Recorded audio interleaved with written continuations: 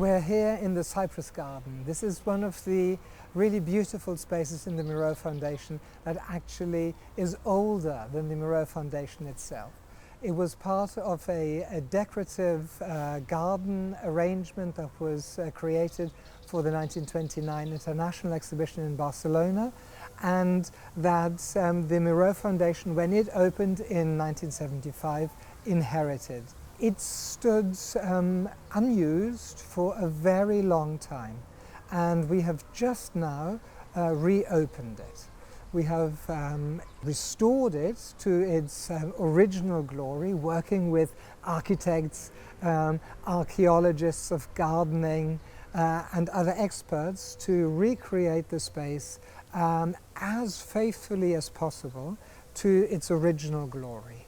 And what a beautiful space it is. It is this garden with beautiful plants, aromatic species. Obviously the cypresses that give it its name are also really elegant and glorious plants. But it also includes the furniture that was designed for the original space.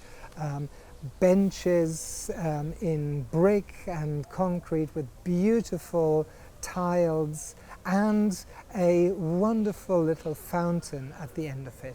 And really, in order to entice visitors from the museum into the garden, we have placed a sculpture by Joan Miró, Femme, on the central axis that is visible from inside the museum, so that visitors can experience firsthand this relationship between the inside and outside spaces, the way in which the outside spaces, nature, the gardens, the song of birds, the smell of the plants, penetrates back into the building, and the way in which our experience coming out here and strolling through these beautiful spaces then shapes our experience of the art that we see when we go back inside.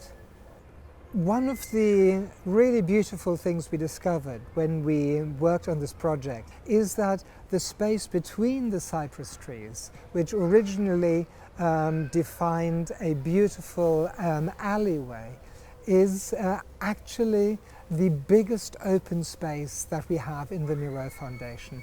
It's a space that we will be able to use for all sorts of activities. The cypress trees, of course, are very often associated with roads, access ways to buildings, or as part of monumental parks and formal gardens. Here, they define this open space we have and stand in relationship to the other trees, plants, and bushes that make up the other fauna and flora here in this garden. It's really noticeable now in spring how we have these aromatic plants here that fill the garden with a really beautiful smell, as well, of course, as the sound of birds singing and children playing in the gardens, which is really part of the enchantment of this space.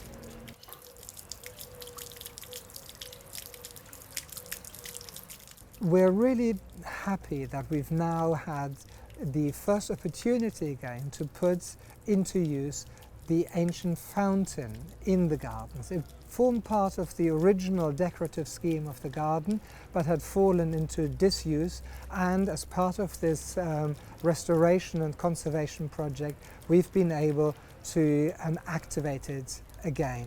It's really worth bearing in mind that this fountain really is very special, because it works according to sustainable principles. It collects rainwater from the garden and channels it into a reservoir that feeds this fountain. So as you're listening to the lovely splashing of water in the fountain and looking at this really tremendously romantic scene, you're also taking part of a way of experiencing our relationship with nature that really is based on principles of coexistence and of sustainability. One of the really curious things we discovered in the research process of designing this garden is not just that it is the best preserved part of the whole Jardins de la Rival, of this much bigger set of gardens, but also that it contains some plants that really have already disappeared from other parts of the gardens. In addition to which, there's also a little surprise. We discovered that amongst the trees was an olive tree. In fact, an olive tree that doesn't grow in the kind of prune shapes that olive trees normally have in commercial plantations, but an olive tree that has grown wild. It was the first olive tree that stood in the olive tree courtyard that fell ill soon after the opening of the Miró Foundation and was replaced with another tree, which is still standing there and going strong. But the original olive tree was put out to pasture. It was given a retirement home here in the garden and actually recovered tremendously well, and now looks like a true wild olive tree, which we have here as a little surprise for our visitors.